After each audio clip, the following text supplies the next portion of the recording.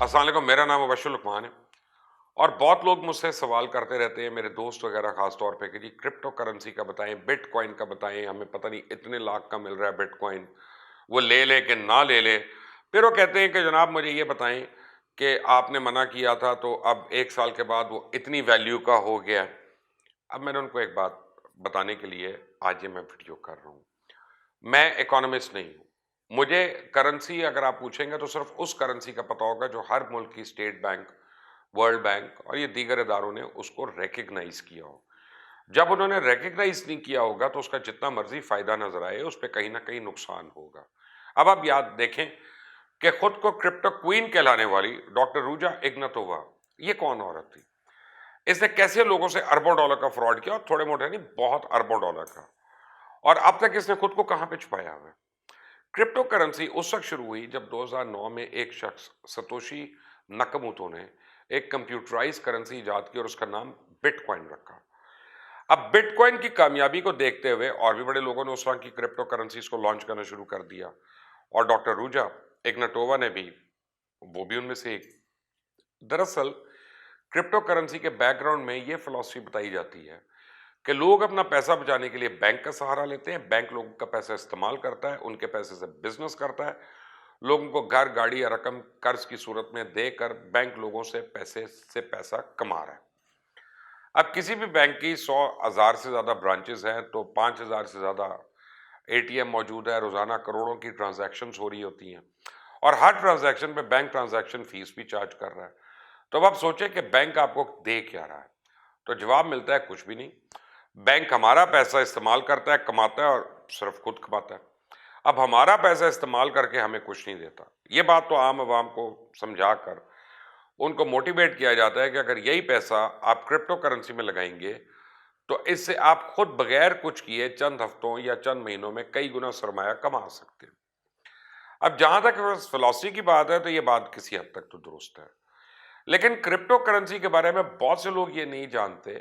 کہ جب تک کرپٹو کرنسی کے پاس بلاک چائنا نہ ہو وہ محفوظ نہیں سمجھی جاتی، کیونکہ بلاک چائنا کی مدد سے کرپٹو کرنسی کے لین دین کا ریکارڈ رکھا جاتا ہے۔ اس سے پتہ چلتا ہے کہ کرنسی کو کتنی بار استعمال میں لایا گیا۔ اب یعنی بلاک چائنا کی مثال ایک بہت بڑی نوٹ بک کی ہے، اور جب کوئی کرپٹو کرنسی خریدتا ہے تو اس نوٹ بک کی ایک کاپی اس شخص کو مل جاتی ہے، اور جب بھی کوئی شخص کرپٹو کرنسی کسی دوسرے شخص کو بیچتا ہے تو یہ چیز اس نوٹ بک میں مینشن ہو جاتی ہے۔ اب اس کی ایک بہت بڑی کاپی یا ایک کاپی جو ہے کرپٹو کرنسی کے تمام صارفین کے پاس موجود ہوتی ہے۔ اس کا مطلب ہے کہ نہ تو کوئی حکومت، نہ کوئی بینک اور نہ ہی کوئی شخص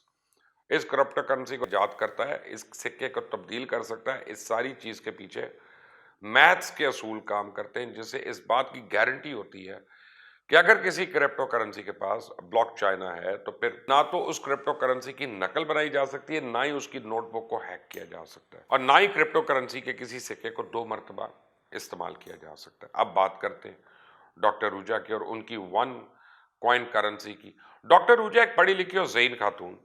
آکسفورڈ یونیورسٹی سے تعلیم حاصل کی، پی ایچ ڈی مکمل کرنے کے بعد مشہور management company Mackenzie and company میں ملازمت بھی کی انہوں نے۔ دی اکانومسٹ میگزین کی میزبانی میں ہونے والی ایک کانفرنس میں بھی ڈاکٹر روجا نے شرکت کی اور تقریر بھی کی، اور اس کے علاوہ جس طرح کا لباس اور لائف سٹائل اس خاتون نے اپنایا ہوا تھا، ان تمام باتوں کی وجہ سے اس نے لوگوں کا یقین بہت آسانی کے ساتھ جیت لیا۔ انٹرنیٹ پر ڈاکٹر روجا کی ایک تقریر آج بھی موجود ہے جو اس نے جون 2016 میں کی تھی، اور لندن کے مشہور ویمبلے اسٹیڈیم میں یہ سیمینار منعقد کیا گیا۔ اور جب ڈاکٹر روجا اسٹیج پر آئی تو اس نے انتہائی مہنگا لباس، کانوں میں ہیروں کی لمبی لمبی بالیاں پہنی ہوئی تھیں، اور ساتھ ہی وہ اسٹیڈیم میں موجود ہزاروں لوگوں کے سامنے یہ دعویٰ کر رہی تھی کہ وہ دن دور نہیں جب 1 کوائن دنیا کی سب سے بڑی کرپٹو کرنسی بن جائے گا، اور دنیا میں کسی بھی مقام سے لوگ مالی ادائیگیوں کے لیے اس کرنسی کو استعمال کر سکیں گے۔ اب 1 کوائن اصل میں بٹ کوائن کا قاتل ثابت ہوگا، اور 2 سال بعد کوئی بٹ کوائن کا نام بھی نہیں لے گا۔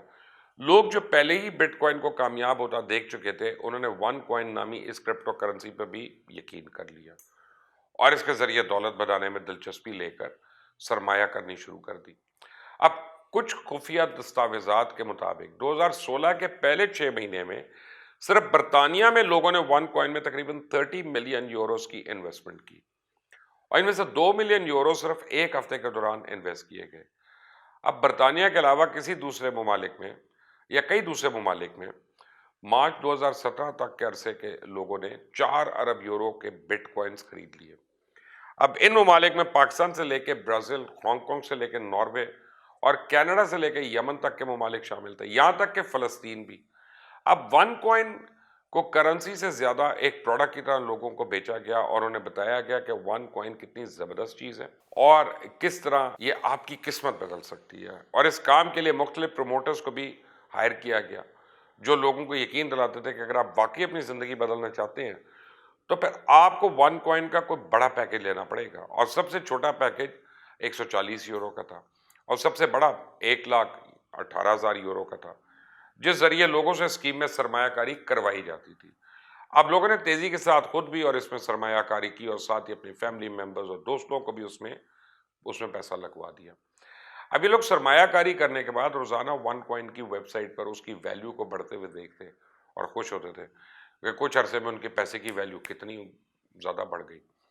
ڈاکٹر روجا ابھی تک مختلف ممالک کے دورے کر کے اور جگہ جگہ جا کے ون کوائن فروخت کر رہی تھی،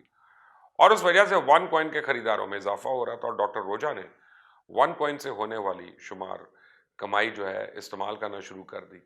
وہ بلغیریا کے دارالحکومت صوفیہ اور بحر اسود کے سی سائڈ ریزورٹس سوزوپول میں کروڑوں ڈالر کی جائیدادیں خرید رہی تھی، اور اپنے فارغ وقت میں وہ دوینا نامی لگژری یاٹ پر پارٹیز ارینج کر رہی تھی۔ جولائی 2017 میں ہونے والی ایسی ایک پارٹی میں مہمانوں کے لیے بیبے یعنی امریکن پاپ سٹار ریحانہ کو بھی پرفارمنس کے لیے بلایا گیا،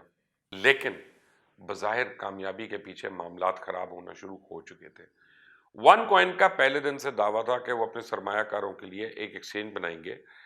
جس سے وہ اپنے ون کوائن کے بدلے کوئی بھی دوسری کرنسی حاصل کر سکیں گے، لیکن جیسے جیسے وقت گزر رہا تھا ون کوائن کی ویلیو تو بڑھ رہی تھی، لیکن ساتھ ہی اس ایکسچینج کے کھلنے میں تاخیر ہو رہی تھی، ڈیلے ہو رہی تھی، جس سے سرمایہ کاروں کو تشویش ہونے لگی۔ اور ساتھ ہی جب ایک ریکروٹنگ ایجنسی نے بلاک چائنا بنانے والے مختلف ایکسپرٹس کو بلانا شروع کیا اور یہ بتا کر اچھی تنخواہ پر جاب آفر کی گئی کہ بلغیریا میں تو کرپٹو کرنسی کی ایک نئی کمپنی کو چیف ٹیکنیکل آفیسر درکار ہے، تو ون کوائن کا یہ بانڈا بھی پھوٹ گیا کہ ان کے پاس بلاک چائنا موجود ہی نہیں۔ اب جو کسی بھی کرپٹو کرنسی کے لیے سب سے زیادہ ایک اہم چیز ہوتی ہے، سرمایہ کاروں کو تو انٹرنیٹ پہ بھی ون کوائن کے بارے میں ایسی نیگیٹو رپورٹس ملنا شروع ہو گئیں جس سے ان میں خدشات نے جنم لینا شروع کر دیا اور انہوں نے سوال اٹھانا شروع کر دیا۔ پھر آخر ایک دن وہ آ گیا کہ جب ان مسائل کو حل کرنے کے لیے اکتوبر 2017 میں پورچوگل کے دارالحکومت لسبن میں یورپ بھر کے ون کوائن کے پروموٹرز کا ایک بہت بڑا اجلاس منعقد کرنے کا اعلان کیا گیا۔ اس اجلاس سے سب پہنچ گئے، لیکن ڈاکٹر روجا جن کے بارے میں مشہور تھا کہ واقعی بڑی پابند ہے، وہ نہیں پہنچی وہاں پہ۔ ہر کوئی کہہ رہا تھا کہ وہ تقریب میں پہنچتی ہوں گی، لیکن کسی کو نہیں پتا تھا کہ وہ ہے کہاں۔ لوگوں کی پریشانی میں بار بار اضافہ ہوا، ان کو فون کیے گئے، موبائل پہ پیغامات چھوڑے گئے اور دوسری طرف سے کوئی جواب ہی نہیں آ رہا تھا۔ حتیٰ کہ صوفیہ میں قائم کمپنی کے ہیڈ آفس میں بھی کوئی نہیں جانتا تھا کہ ڈاکٹر روجا ہے کہاں، وہ غائب ہو چکی تھی۔ کچھ لوگ فکر مند تھے کہ شاید انہیں مار دیا گیا یا انہیں کسی ایسے بینک کے کہنے پہ اغوا کر لیا گیا جو کرپٹو کرنسی کی دنیا میں اتنے بڑے انقلاب سے ڈر گئے، لیکن حقیقت یہ تھی کہ ڈاکٹر روجا خود سے انڈر گراؤنڈ ہو۔ لسبن والے اجلاس کے محض 2 ہفتے کے بعد 25 اکتوبر 2017 کو وہ صوفیہ سے ایتھنز جانے والی رائن ایئر کی ایک پرواز پہ سوار ہوئی، اور اس کے بعد وہ ان کا پتہ ہی نہیں چلا۔ یہ آخری دن تھا جب کسی نے ڈاکٹر روجا کو دیکھا یا ان کے بارے میں سنا، اور اس طرح خاتون چند سالوں میں تقریباً 15 ارب ڈالرز کا فراڈ کر کے رفو چکر۔ لیکن یہاں آپ کو میں بتا دوں کہ وہ خاتون اکیلی نہیں، یہ دراصل ایک مافیا تھا جس نے لوگوں کے ساتھ اربوں ڈالر کا فراڈ کیا، اور جس نے اس فراڈ کو بے نقاب کرنے کی کوشش کی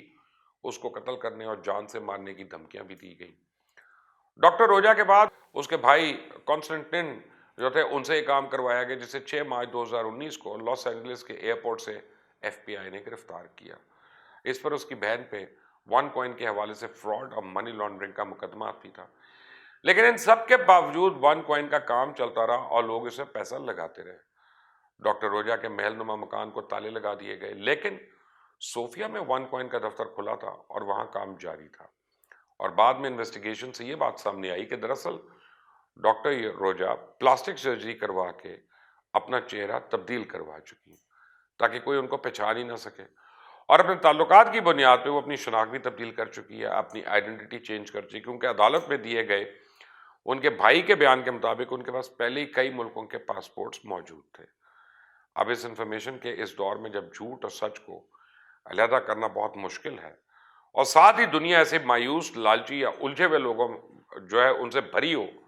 جو آسانی سے کسی نہ کسی بہکاوے میں آ جاتے ہیں، لالچ میں، تو ڈاکٹر روجا اور اس کے ساتھ چھپے مافیا کے لیے کون سا مشکل تھا کہ وہ لوگوں کے ساتھ فراڈ کرے، ڈالر سمیٹ کر غائب ہو جائیں. کیونکہ ان جیسے لوگوں کو تو یہ معلوم ہے نا کہ عوام کو بچانے والے قانون ساز ادارے، پولیس اور میڈیا کو یہ فراڈ سمجھنے میں بڑا ٹائم لگے گا اور تب تک وہ اپنا کام دکھا چکے ہوں گے. بٹ کوائن کا تو مجھے ابھی نہیں پتا، ون کوائن کا پتا ہے، وہ میں نے آپ کو بتا دیا. بٹ کوائن پہ میں ریسرچ کر رہا ہوں، انشاءاللہ تھوڑے دن میں اس کے اوپر بھی آپ تک آؤں گا اور کچھ نہ کچھ لے کے آؤں گا. آپ کو کچھ پتا ہو تو مجھے ضرور ایجوکیٹ کریے گا. اللہ حافظ.